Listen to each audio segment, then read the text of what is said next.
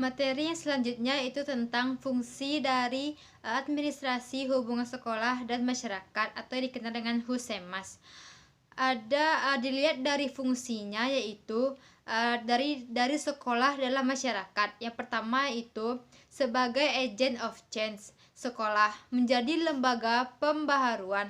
Pembaharuan berarti melakukan sesuatu yang baru yang mengintroduksi perubahan pengetahuan yang dulu tidak tahu menjadi tahu, dari yang paham jadi paham, dari yang belum mengerti menjadi mengerti. Cara berpikir yang dulu levelnya sekarang menjadi interaksi, kemampuan daya berpikir yang menjadi lebih baik, lebih tinggi, pola hidup yang berubah menjadi lebih baik, kebiasaan, tata cara bergaul dan sebagainya, termasuk etika dan karakter, agent of change.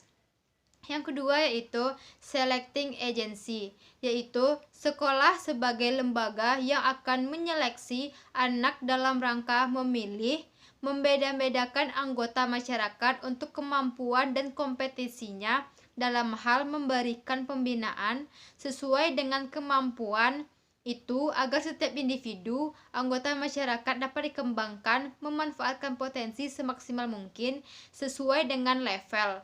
Bukan berarti menjadikan mereka menjadi level dalam garis untuk membuat mereka merasa berbeda, tetapi dalam proses mengelola dan memberikan pembinaan itu yang disebut sebagai selecting agency. Fungsi yang keempat yaitu sebagai class leveling agency, yaitu sekolah sebagai lembaga peningkat. Namanya juga level kelas, maka meningkatkan mutu kelas membantu meningkatkan taraf sosial warga negara, taraf sosial masyarakat yang akan mengurangi sekaligus kalau bisa menghilangkan perbedaan kelas dalam masyarakat antara si kaya dan si miskin, hingga tinggi rendahnya ekonomi dari masyarakat yang mampu, menengah ke bawah ataupun ke atas. Masyarakat itu semua sama. Mereka sebagai orang-orang yang berpotensial yang ikut serta bersama-sama menggawangi sekaligus meloloskan, menggolkan proses pendidikan secara benar baik sesuai dengan undang-undang.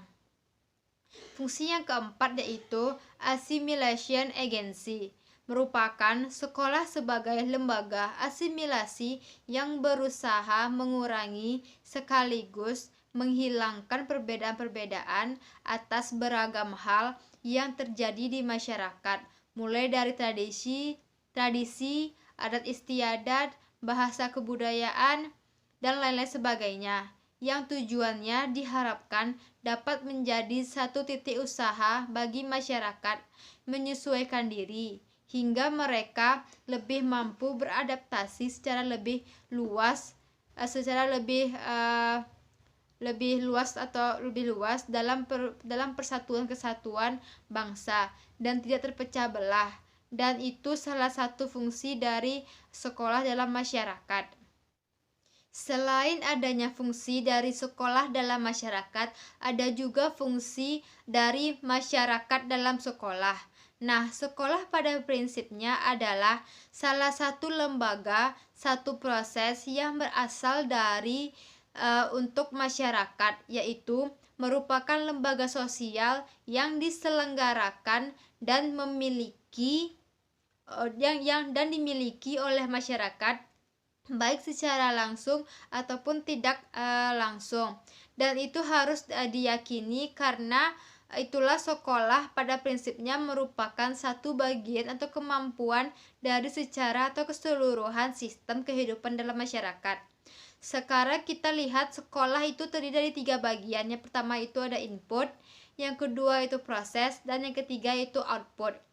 Yang pertama input terdiri dari tujuan, nilai, dan norma yang dijalankan oleh sekolah, guru, peserta didik, fasilitas, dan biaya.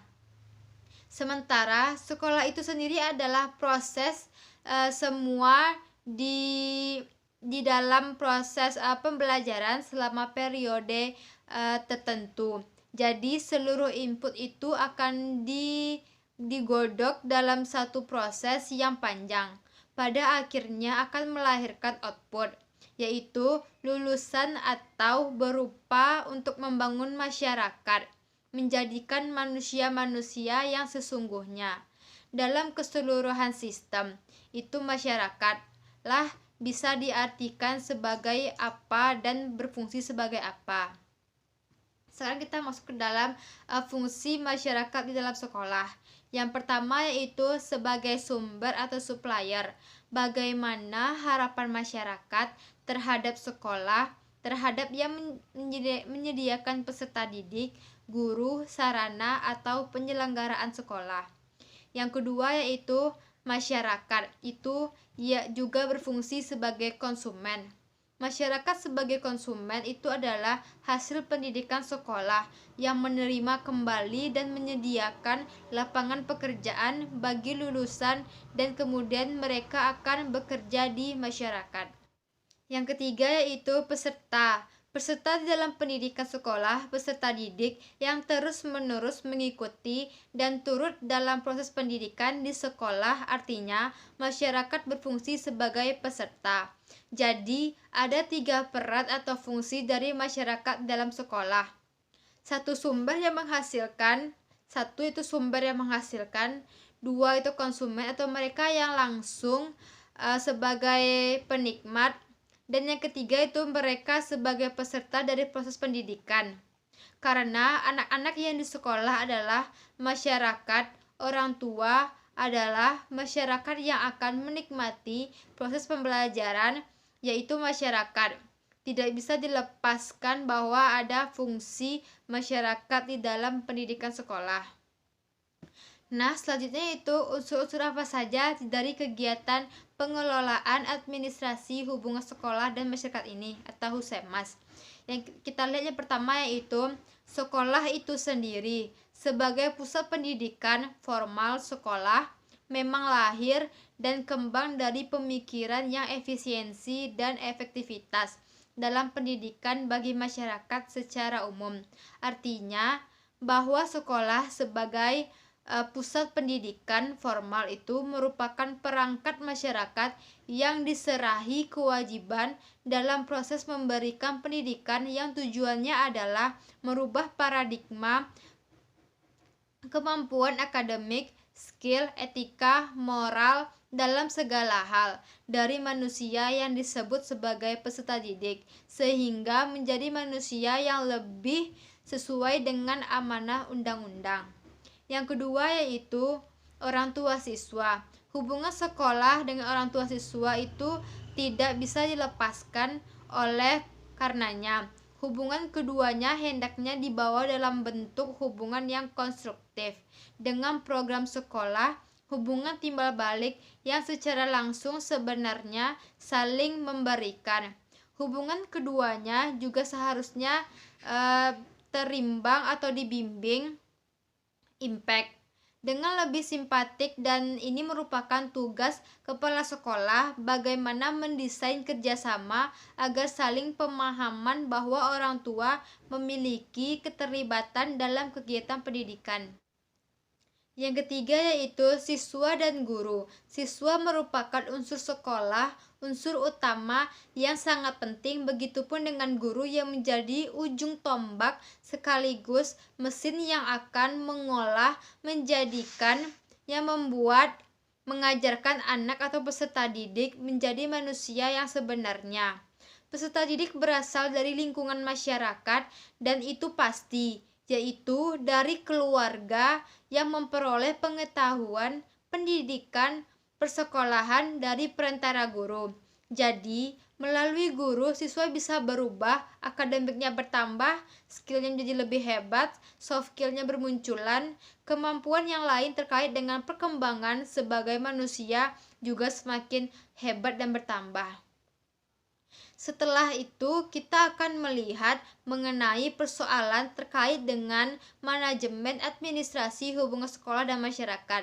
Kalau kita bicara tentang manfaat atau apa manfaat dari terkelolanya hubungan sekolah dan masyarakat ini. Yang pertama yaitu penentuan sumber daya belajar. Dengan terjalinnya hubungan baik antara masyarakat dengan sekolah akan jelas sumber-sumber dan kebutuhan belajarnya.